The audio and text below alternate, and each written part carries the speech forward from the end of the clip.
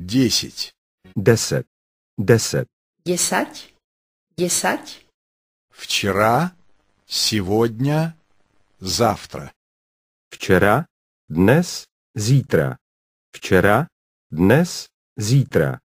včera, dnes, zajtra. Včera, dnes, zajtra. Вчера была суббота. Včera byla sobota. Včera byla sobota. Včera bola sobota. Včera bola sobota. Вчера я был в кино. Včera jsem byl v kině. Včera jsem byl v kině. Včera som bol v kine. Včera som bol v kine. Фильм был интересный. Ten film byl zajímavý.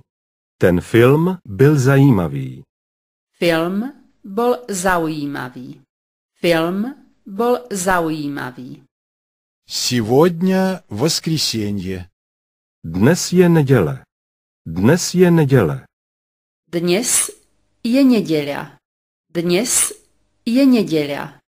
Сегодня я не работаю. Dnes nepracuji. Dnes nepracuji.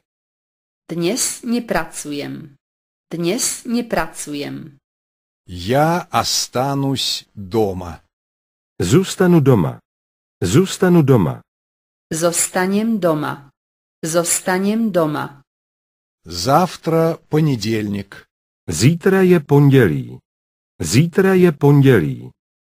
Zajtra je pondelok. Zajtra je pondelok. Завтра я снова работаю. Zítra zase pracuji.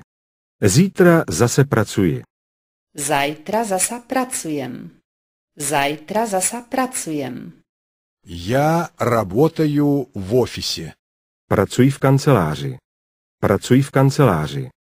Dnes pracujem v kancelárii. Dnes pracujem v kancelárii. Кто это? Kdo je to? Kdo je to? Kto je to? Kto je to? Это Петр. To je Petr. To je Petr. To je Peter. To je Peter. Петр – студент. Petr je student. Petr je student. Peter je študent. Peter je študent. Кто это? Kdo je to? Kdo je to? Kto je to? Kto je to? Это Марта. To je Marta. To je Marta. To je Marta. To je Marta. Марта – секретарь. Marta je sekretářka. Marta je sekretářka. Marta je sekretárka. Marta je sekretárka. Петр и Марта – друзья. Petr a Marta jsou přátelé. Petr a Marta jsou přátelé. Peter a Marta sú priatelia. Peter a Marta sú priatelia. Петр – друг Марты. Petr je Martin přítel. Petr je Martin přítel. Peter je Martin priateľ. Peter je Martin priateľ. Марта – подруга Петра. Marta je Petrova přítelkyně. Marta je Petrova přítelkyně.